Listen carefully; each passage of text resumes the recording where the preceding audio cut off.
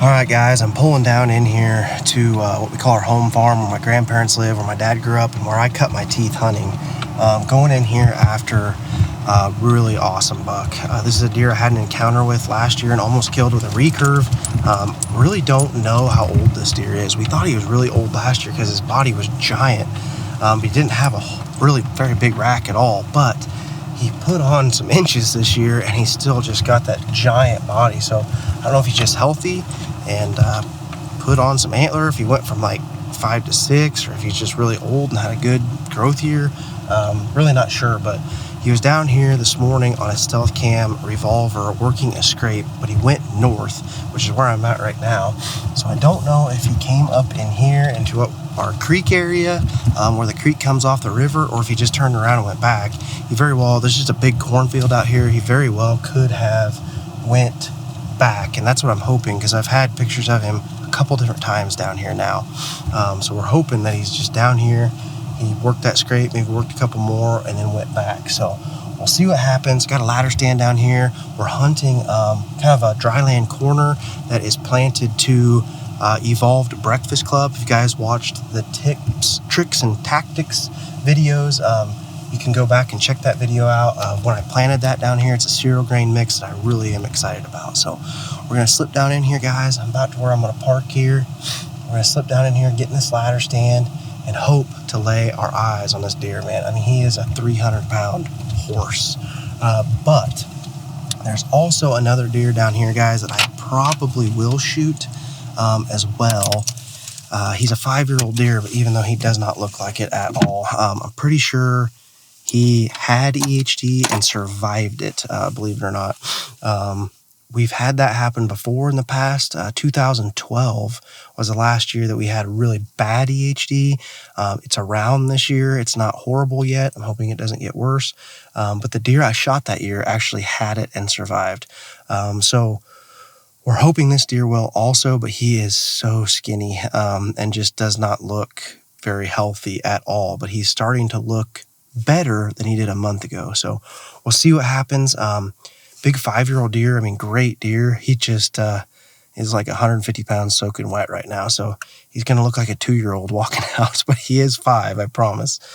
We've had a couple years of history with him. So we'll see what happens, guys. Got the old 2014 Matthew solo cam back here behind me, kicking it old school tonight. And hopefully we can put one of these big bucks on the ground. We'll see what happens.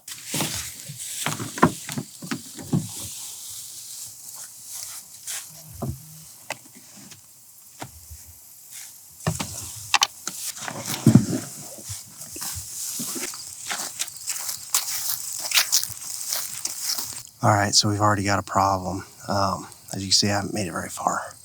I'm just kind of crouched down here waiting because the wind was northeast most of the day, and at 5 o'clock, it was supposed to switch to southwest, which is absolutely perfect for the stand I'm going to. Can't get any better. But it still feels pretty north, which is not ideal at all. Problem is, it's probably going to be, that feels a little more south. It's probably going to be a little bit light and variable, so I'm just going to hang out here for a minute, and hopefully we'll get a definite switch here pretty quick. See what happens. I definitely don't want to get in because with a north wind, my wind would be blowing right to where they're bedding, and that's terrible. So we'll see what happens here. Yeah, that is not good. Oh, I tried to switch a little bit. It doesn't know what it wants to do. All right, guys, I had to wait there for probably a good 15, 20 minutes, but the wind has finally switched pretty decent now out of the south, so we're making our way to the stand. I'll see you when we are up top.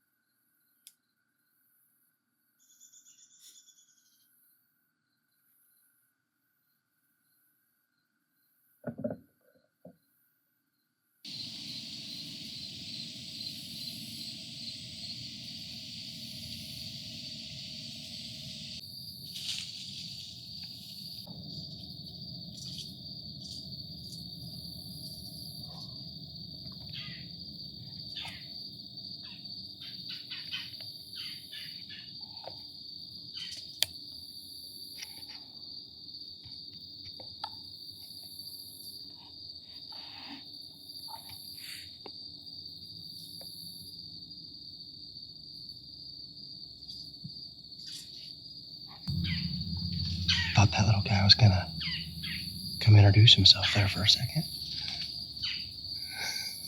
I felt the tree move. He started coming down right on top of me. He's still just right here. Well, guys, I'm set up and ready here. I don't know how long I'm gonna sit here, to be honest with you. I'm hoping it changes better, but this wind is just swirling terrible. It just does not know what it wants to do. It was supposed to change. I've looked. I've studied it all day.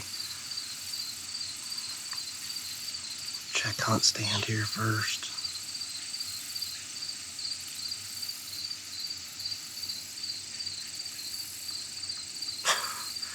Hunt stand might have it right. It says it's blowing out of the northwest right now on hunt stand, which is absolutely terrible.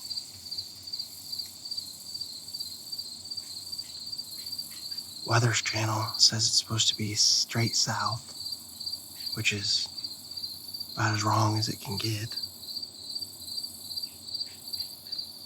I'll pull up hunt stand again.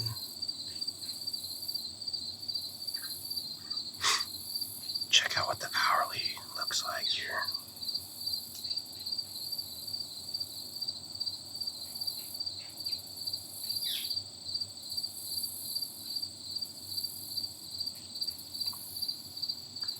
So right now, my wind is basically going right here, which, if it stays more west than north, I'll be okay.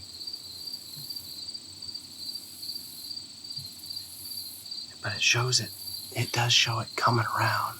So I'm guessing it was northeast, which is here, and it's probably just kind of, coming around.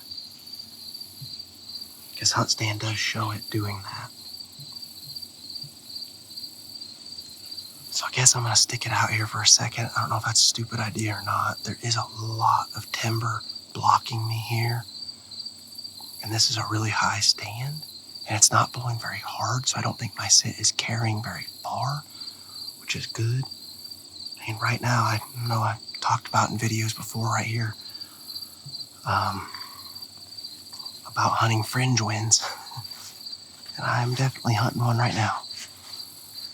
But it's a borderline suicide fringe wind. So we'll see. Hopefully it'll switch here pretty quick. I'm guessing there probably won't be a whole lot of deer activity until 6 o'clock or after anyway, so we'll see what happens. Stick with me.